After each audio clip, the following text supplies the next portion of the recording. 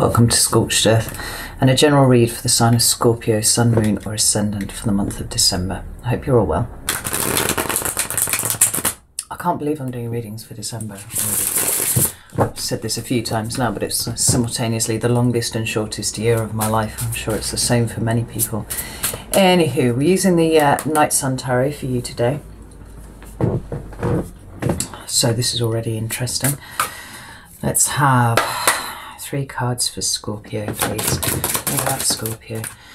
There's the first card, 5 of Swords in your recent past. 2 more cards for Scorpio, please. King of Swords in your present energy. I like that. And what's coming towards Scorpio, please? Ooh, 10 of Cups. That's interesting. That was at the bottom of the deck when I looked at it earlier, and I felt like it was going to come out.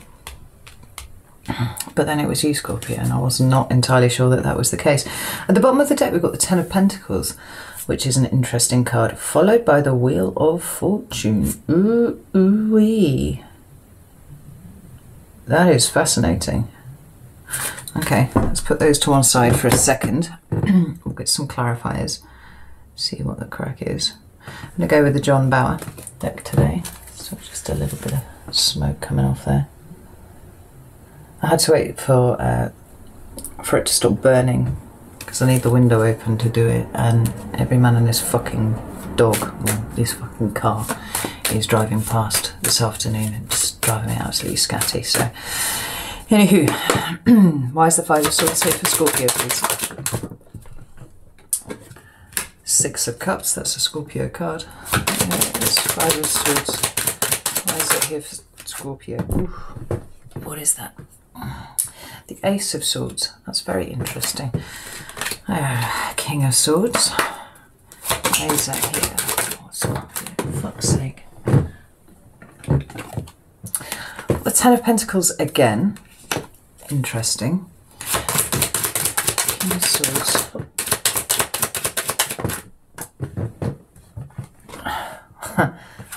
We've got 2 cards, and they are the 8 of Swords and Death. Welcome to the reading, Scorpio.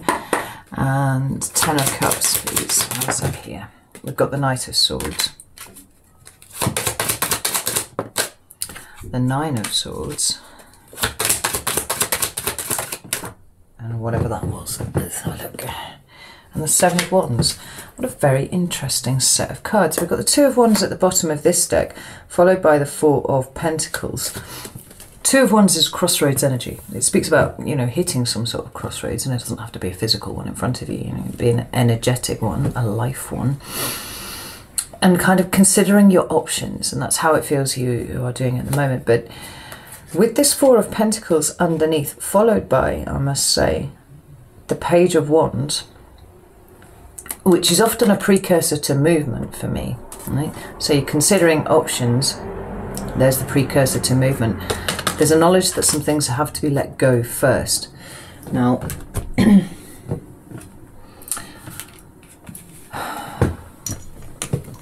I knew this was going to be an interesting reading as soon as the Night Sun Tarot was the one that wanted to be used first, because it's dense.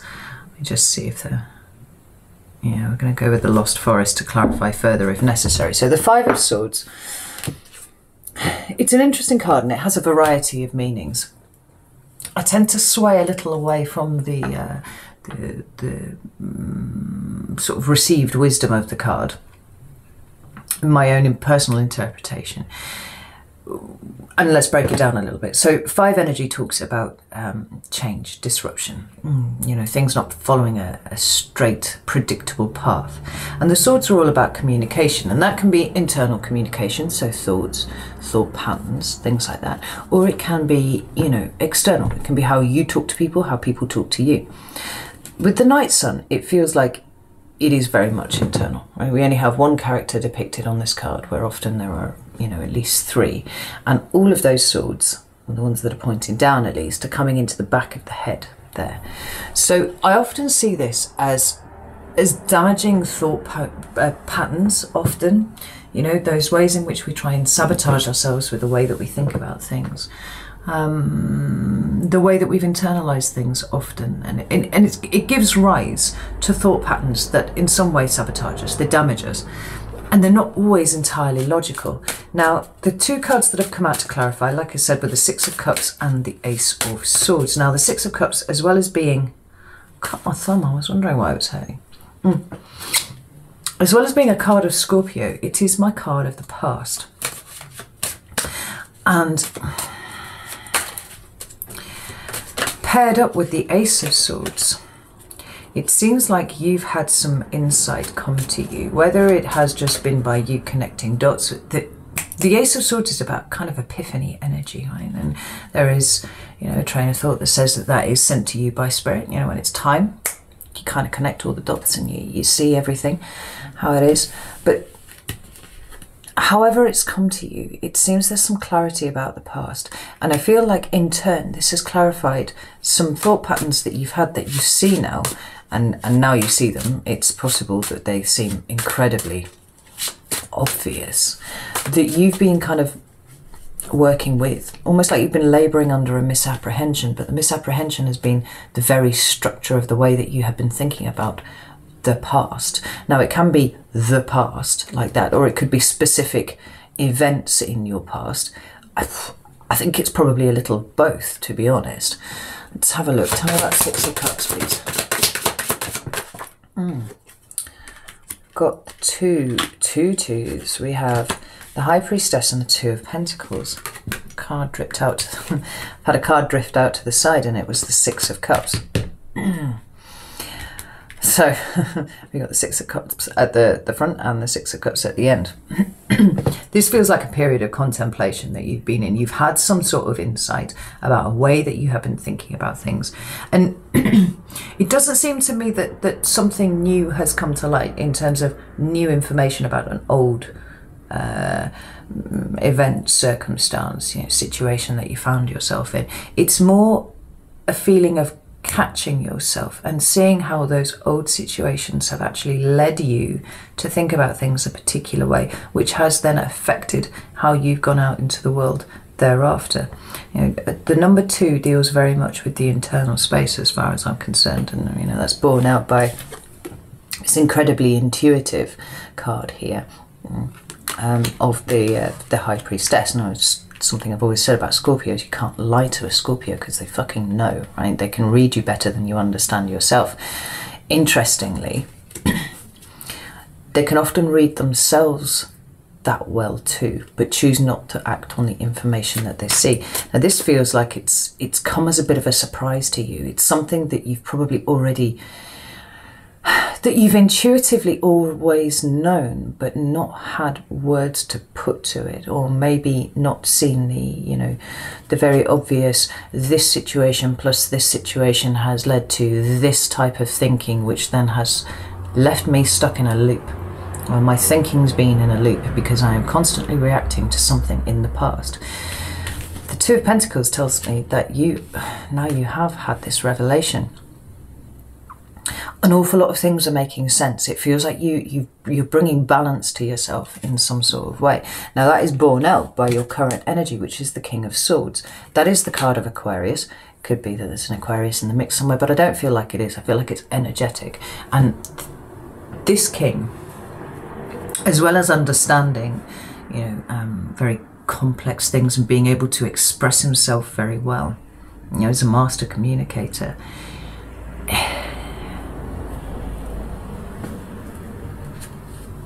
he can also take a fairly logical approach to things. I think the thing that's bugged Scorpios a lot is that Scorpio are capable, and in fact, almost by default, tend to go to the logical ways of doing things, because that means not having to engage their emotions, which often feel extremely illogical to them, right? So I'm not at all surprised to see it here, but it feels like it's new understanding, right? And it's new understanding not just of a small thing, although the initial epiphany might have been about a small thing, but it's about the consequences of that and just how far it spreads. Now, the 3 cards that came out here With the Ten of Pentacles, the Eight of Swords, and Death, you know, your card. I'm not surprised to see that, because you always show up in your own reading, just as Leo always shows up in their own reading. You can be counted on to do that. And I'm sure it's for you specifically. It is because of the amount of effort that goes into this kind of dark detective energy that Scorpio has. You don't like to leave stones unturned, so you like to have all of the information, and it feels like for the first time in a very long time you have all of the information about your space, and not only that, you actually understand it this time, rather than being able to push it away because it seems illogical, because you don't really want to engage with the emotional side of it. It makes sense. Now, the Ten of Pentacles is first and foremost about commitment. You don't get a Ten of Pentacles without having put a lot of energy into something, right? And it's resources, it's not necessarily money. But in the John Bauer deck specifically, it speaks to me about family situations. So I'm going to show you this here, right? Often it can talk about generational karma, and part of your insight may have been just realizing how much of an emotional burden that you've been carrying that actually was never yours. Now, Scorpio, it's been gifted to you, because the other thing that this talks about, you know, is it's scrubbing that generational karma, right? It seems like you very clearly see your insides now, and what was your emotional trauma wasn't really your emotional trauma. It was a projection of somebody else's onto you, which then made you act in a particular kind of way, right? Certainly from being very, very young, you were taught that this was the way that you dealt with emotions, which was effectively to be able to compartmentalize, shut them down, and not look at them because they were illogical and weird, and that's not how the world works.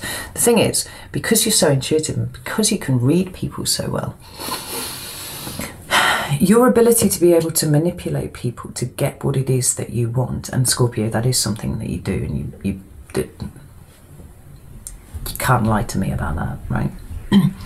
Has always shown you that emotions are a weakness, because if you can exploit them in somebody else, then somebody else could exploit them in you. And I've lost count of the number of Scorpios that have tried to explain that that isn't a thing, right? That's not a thing unless you let it be a thing, and Scorpio wouldn't let it be a thing. So, but your past experiences have led you to that. Have led you to that particular conclusion. It seems like the lights are going on everywhere for you though right now, and actually what you're seeing is that although you thought you were protecting yourself, what actually has happened is that you have been limiting yourself. Furthermore, you intend to fully transform this space. It's getting a do-over, whether it likes it or not. Let's have another look at it. It's Eight of Swords.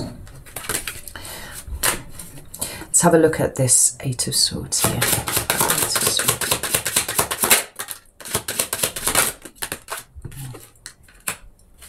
King of Pentacles. Ooh, tumbled out. Page of Earth.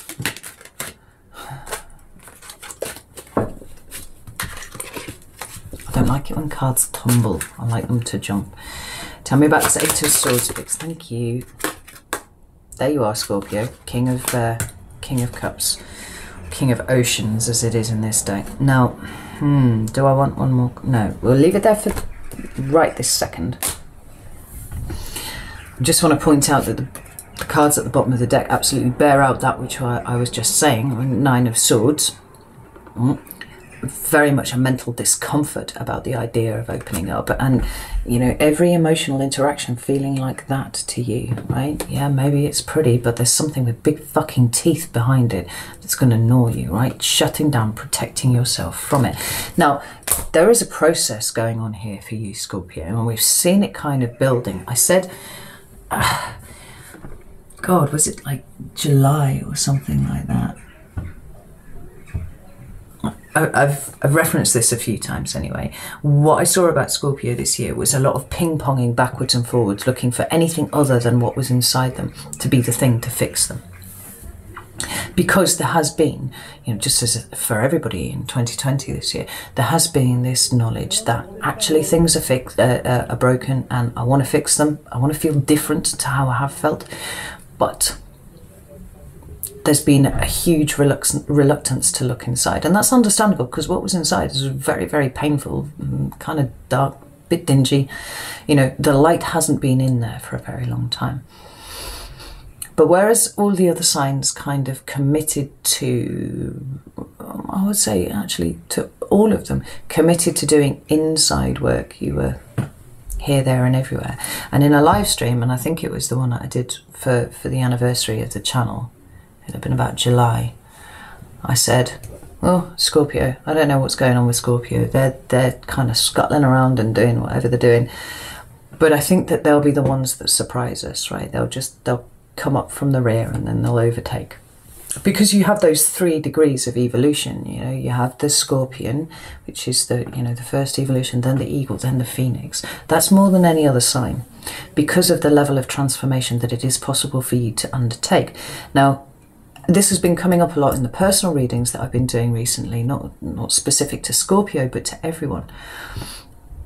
This notion of those who have the biggest amount of work to do in this lifetime, kind of having the biggest potential for input into the new world, what it is that they have to offer moving forwards. And it's interesting, I was watching Nadia Shah. She's an astrologer on YouTube, and she's one of only about 2 or 3 that I actually pay any attention to. And she was talking about old souls and how because there are so many old souls knocking around now, that it is possible for them to do, you know, 100 years worth of, 100 lifetimes worth of work in one lifetime, because they kind of they made things very, very difficult, lots and lots of struggle, but they had the capacity to deal with all of that stuff in one lifetime, right? Where consciousness is kind of evolving at an increased rate now, because of the number of the old souls that are wandering around going, right, I want to fucking do some work here, right?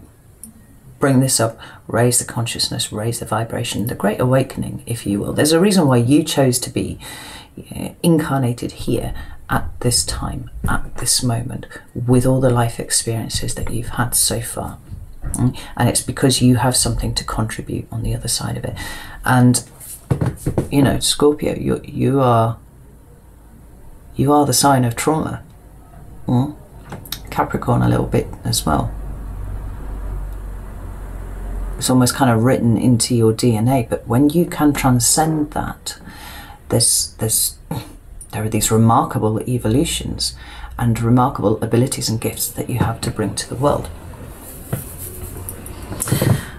Now, not all Scorpios are going to be old signs, old souls, for sure, but it's interesting that I watched that this morning, and this is the first one that I am doing today, and it does feel like it's applicable. Now, just kind of wandered off on a tangent there.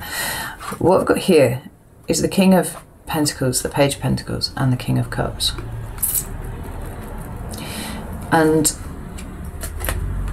there's a burgeoning sense of responsibility here, and I wonder if it is to do with the fact that you are sensing now that you are here for a purpose. You are here to transcend all of these things. The Page of Pentacles talks about doing things differently in this, you know, particular realm, this particular vibration that we find ourselves in, right? It's taking a new direction in some way or another, because you understand the value of something moving forwards. Now for you, it's yourself. You know, it's been a cause of some pain to me over the years, looking at Scorpios and seeing that they have absolutely no idea of what is contained in them. You know, what the potential that they have for doing the most incredible things, because they'll settle on one aspect of the front that they've you know, created for themselves, and they've decided that all of their value resides in there, and they could be hurt about it, or they could just accept that that's what it is. And for the most part, it seems like most Scorpios have gone, well, this is my thing, this is what I do. Yeah, everybody likes that, I know they like that, and the rest of me gets kept back here. There's a transition going on now, Scorpio. It's interesting that the King of Cups is the Scorpio card, and whilst you feel emotions the deepest of all the signs, you're the ones less likely to, or least likely to act on it. I feel like that's starting to change quite dramatically, actually. Let me pull some cards for the Death card here, because it feels like you are really approaching a point where you are looking at yourself and seeing you, perhaps for the first time, as who you actually are, right? And there may have been some souls around you who saw you, and I mean really saw you, Scorpio, and they probably scared the shit out of you by doing it, and I imagine you ran off, because that, you know, because that's a Scorpio thing to do. And that's fine, that's okay. But it feels like now you're starting to see what they could see. Yeah? Sorry about this Death card, please. Got the Nine of Pentacles. With, oh, that's interesting, with the Knight of Skies. One more for Death, please. Whoa. This is interesting as well, right? So the first two cards that came out there are the Nine of Pentacles and the Knight of Skies. The Nine of Pentacles is all about self-sufficiency and independence, right?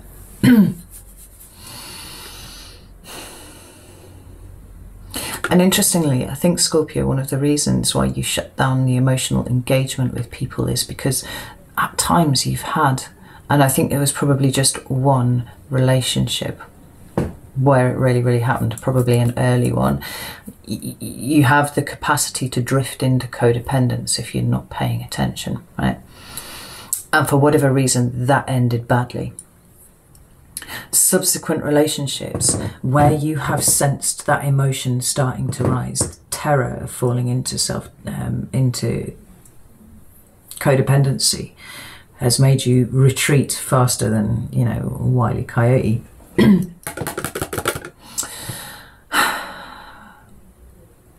Because it was about controlling yourself.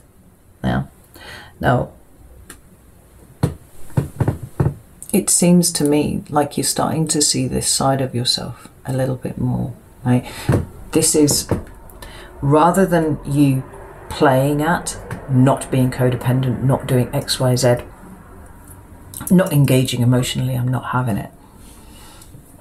It seems like you're learning to open up and engage emotionally, and it's not affecting your sense of independence, your sense of self-sufficiency. And this is super important for you as a sign, because you are quite self-contained, and that's all right. Like, I don't want every Scorpio in the world to feel like they need to start blurting out their feelings about things, because aside from anything else, it just makes you feel really, really uncomfortable. But ultimately, if there are people around you that you trust, and trust is a huge thing for Scorpio. If you can get a Scorpio to trust you, then, like, fuck, you're winning, right? As far as I'm concerned. It's a very special thing to be trusted by a Scorpio, right? It seems like you're letting people in, and you're letting people see this shining version of you here, and they're not abusing it, right? Your trust is well placed. This Knight of Skies feels like the dark side of you. Now, as a Scorpio, the dark is naturally present, and that's okay. It's not something to be frightened of. The task is to sit at a point of balance between these two aspects of yourself, the light and the dark, because both are present and both are necessary. And Scorpios wear the darkness a little bit more obviously than other signs, but all signs have it.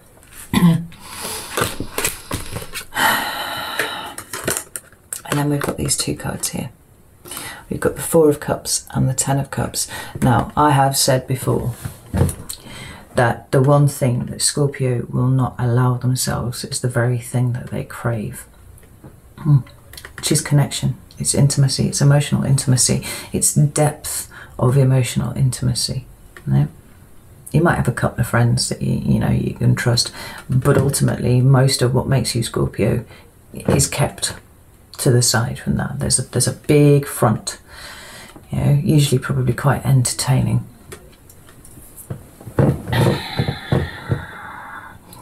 But it stops people from accessing the bit of you that was traumatized by rejection at an early age in one way or another, and stopped you ever being able to access this. These cards have come out under the Death card, Scorpio. This is what's being transformed in you. The fear of rejection is being outweighed now by the need, not the need, the desire for intimacy, right? It's really starting to open up. It's what you want. I said a couple of readings ago, like that where it was scaring you before, it's almost like the fear is gone. And for a lot of you, it was because there has been an arrival of someone in your life who has made you, I want to say, more scared of losing them, because the fear component of it seems to have been removed altogether. It's kind of like put a light on in your head, for some of you at least, and made you look at yourself and made yourself do the work. Now, amusingly enough, what's coming towards you in December is the Ten of Cups. That is the card of, you know, fulfillment, emotional fulfillment, but it's not just yours, it's with someone else. And that could be with one person, or it could be with a community of people, it could be friends, could be family, or it could be something, some sort of collective that is much, much bigger than that. What you heal in yourself, you heal in the collective. When you've got a lot of stuff to heal, you make a big fucking difference moving forwards. We've got that Knight of Swords again with the Nine of Swords and the Seven of Wands. Now, this suggests to me that you are kind of moving towards this sense of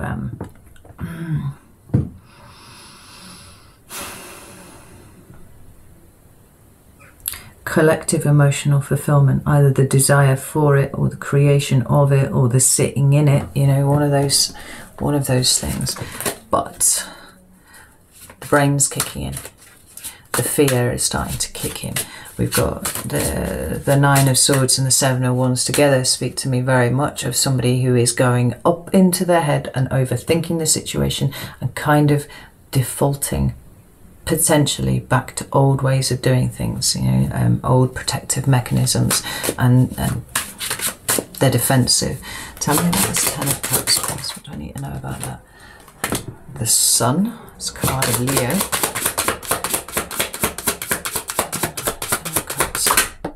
Oh, and Temperance. Oh, there. That's interesting.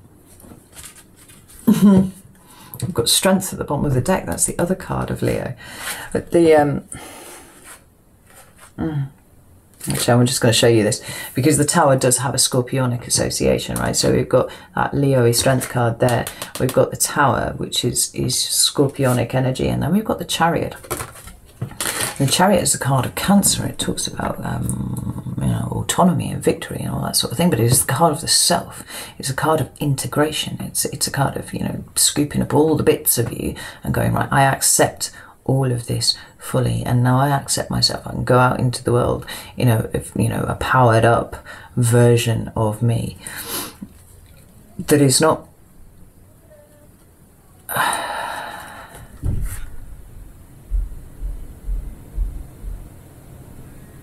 it's showing up authentically, Scorpio. It's losing that sense that you have to perform, you know, or, you know, that one specialized area of you that, you know, everybody likes, you know, playing up to that all the time. You don't show yourself because you fear rejection. I feel like the fear of being rejected is subsiding. The Strength card talks about growth. It talks about spiritual growth to me. And I mean, I love that. Look at the power in that card. It's a woman facing down the fucking cosmos there. It feels like a huge power up for you.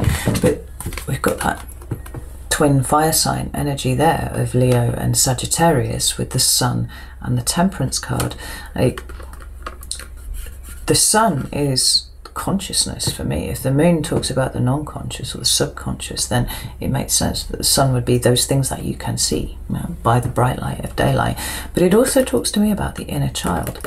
And Scorpio, it feels like you're making contact with that inner child. The Temperance card talks about equilibrium and balance. It talks about surviving adverse circumstances, actually much like strength does, and the healing that comes as a result of surviving those and coming out the other side, and being still and being gentle with yourself. That's about the soul growth, the power up that comes from surviving adverse circumstances and knowing that you can take whatever the world throws at you, but most importantly with the Strength card, about it not making you hard inside. Right? Because the message of Leo is about open and loving energy, right? Not being afraid of being rejected. I mean, ultimately that's high vibration Leo energy. Low vibration Leo energy is absolutely terrified of being rejected. But when they move through that, love with the power of the fucking sun behind them, you know?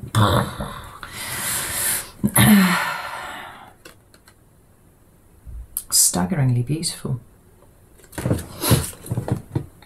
But healing. Yeah. So down here, with all this potential overthinking, have a look at this. This Knight of Swords, Nine of Swords, Seven of Wands. Whoa, shit. Oh, it's coming to an end.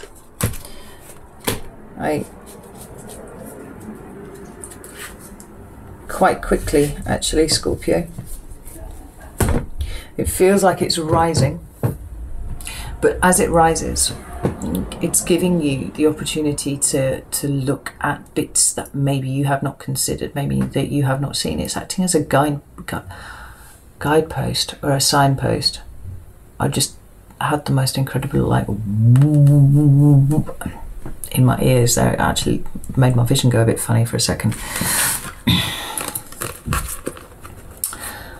This that you are so familiar with, right, that has formed a pattern, a repeating loop, if you will, a cycle, definitely, throughout your entire life, is coming to an end, Scorpio, because you decree it to be so. You are taking control of this now. You are not allowing it to control you any further. You are bringing the end of the cycle, right? How beautiful that it should be December of 2020 where you go, no, I'm done now. I'm done with that. I'm not doing that anymore. I'm doing it differently, and ushering in the completion here. Whenever we see the World card, what we like to see after it is some sort of new start, and it's there. It's the Ace of Wands. Now, the Ace of Wands is about creativity and passion, yes, but it's also about the will to live in the here and the now, because that's what the fire energy is all about. Blink and you might miss it, you know, but if you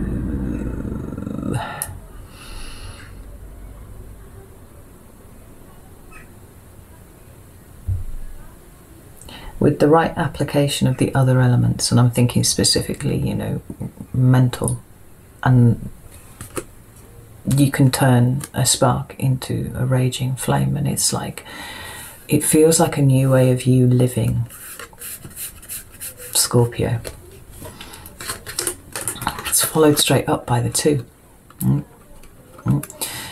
You're not just sitting in this energy of endings and completions, you're getting straight on with it. And this is part of the reason why it feels a little bit like there might be somebody involved here, because you're pushing this forwards.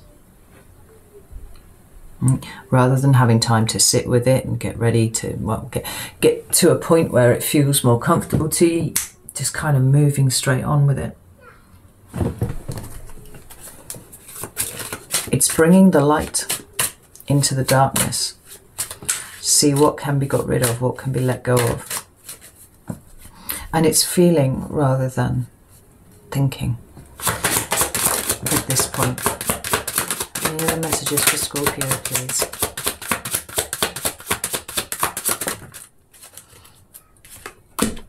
My God, Scorpio, you're relinquishing control.